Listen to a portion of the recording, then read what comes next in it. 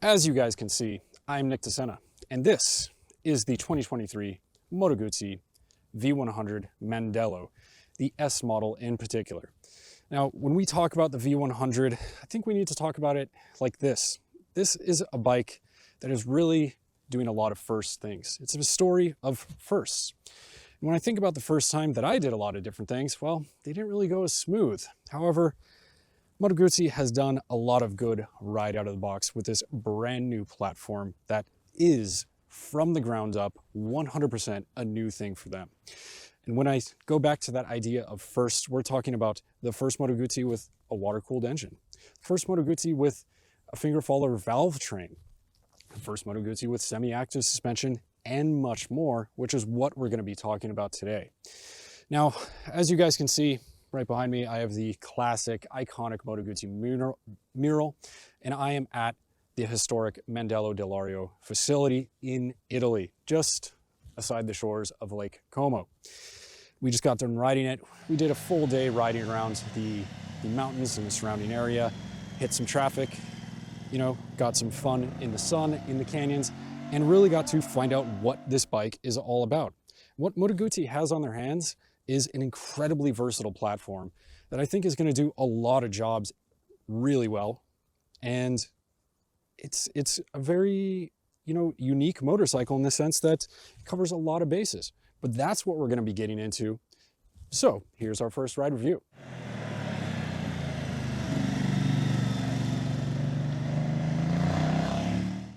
Now, the first thing I want to talk about, of course, is the brand new 1042 90-degree V-twin engine.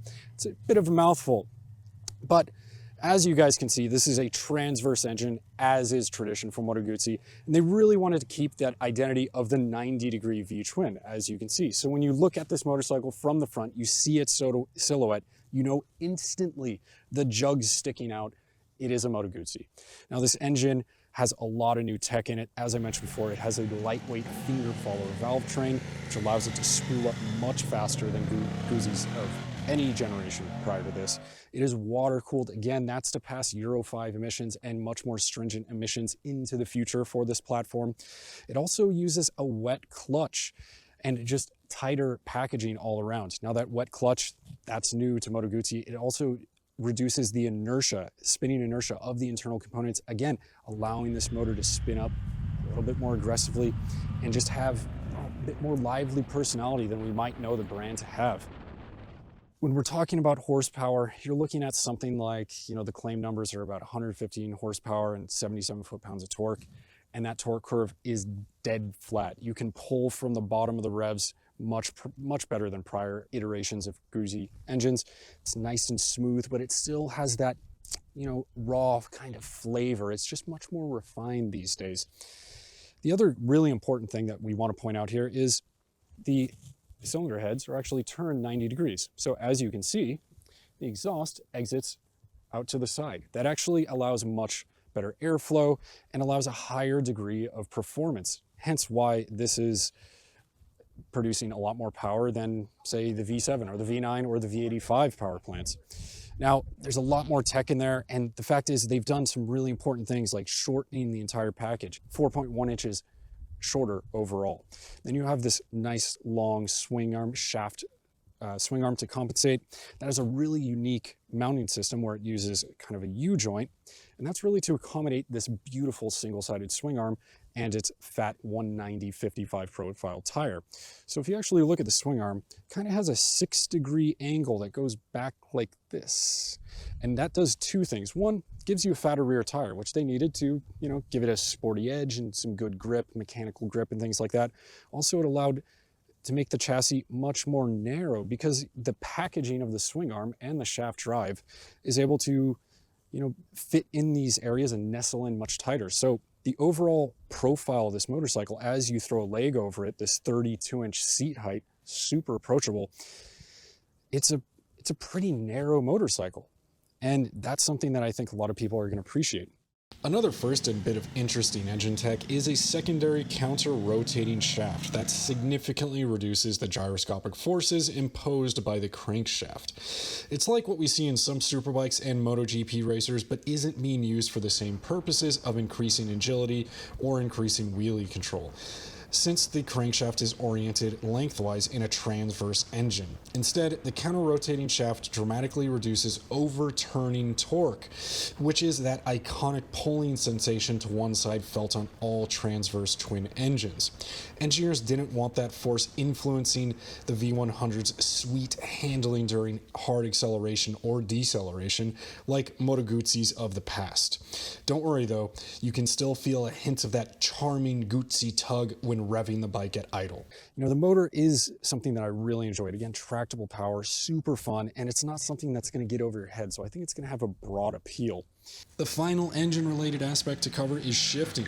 There is some perceivable driveline lash, which isn't uncommon for shaft-driven motorcycles, and transitioning between gears when using the light hydraulic clutch is noticeably smoother than prior Guzzi gearboxes.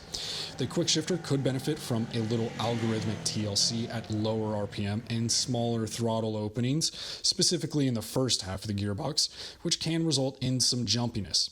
Open the throttle in a meaningful way or clear that 5,000 RPM mark and it'll work nicely. Wailing on the quick shifter like it's a super sport can lead to some shifting hesitation, and really this bike isn't about that. It makes 80% of its torque at a low 3,500 RPM, so shifting becomes something of a rarity, and you just let all that luscious torque do its work off the apex. With the electronics package that supports it, you get 4 different ride modes. You have Sport, Road, Touring, and Rain.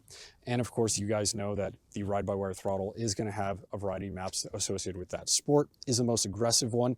I think it could be just reeled in just a hair, maybe just take that edge off a little bit. But when you're getting after it in the canyons, I really do appreciate it. Road, happy middle ground, and Touring backs things off a bit. And that's where we get into the interesting stuff.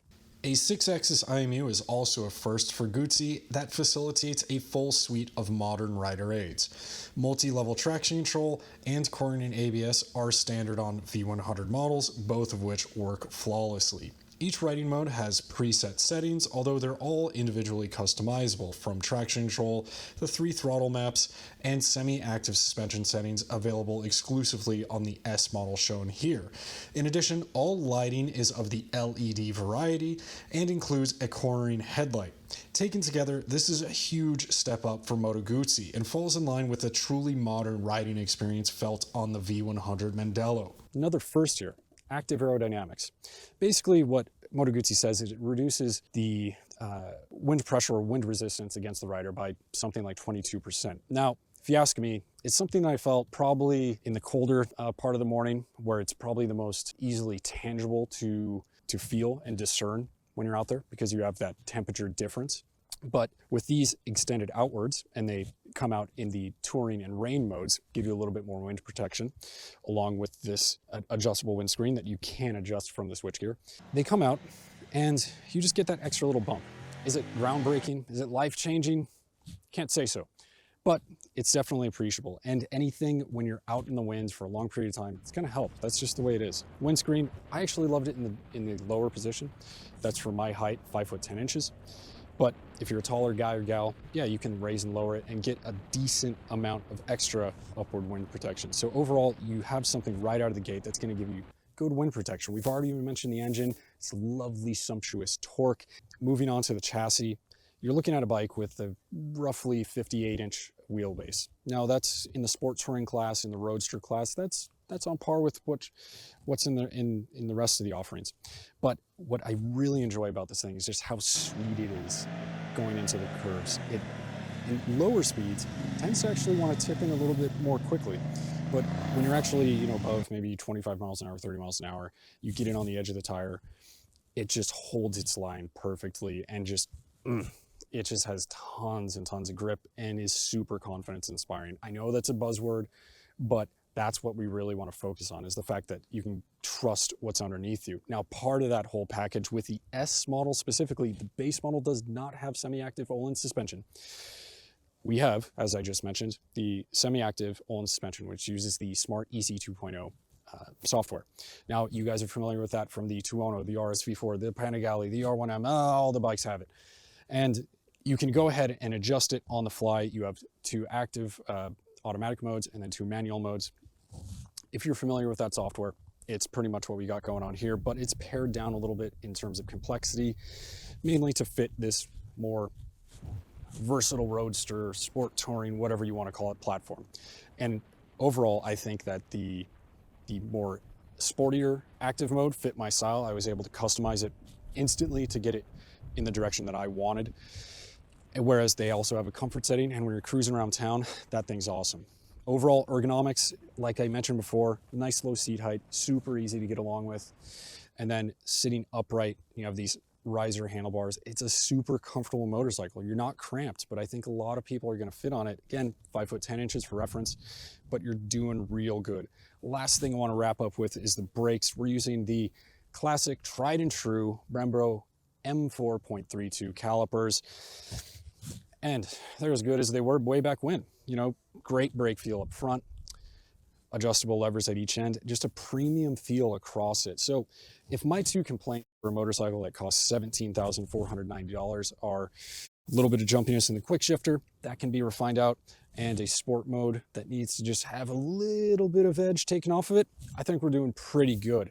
Of course, there's the base model that starts at $15,490. You're missing the semi-active Öhlins suspension, quickshifter, heated grips, which are right here, and the black wheels that you see before you.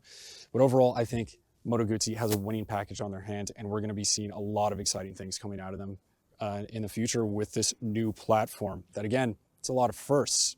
So if you guys have any questions, go ahead and drop it down below and I'll get you some answers. And the last thing I want to remind you guys is go ahead and be safe out there. Now take care.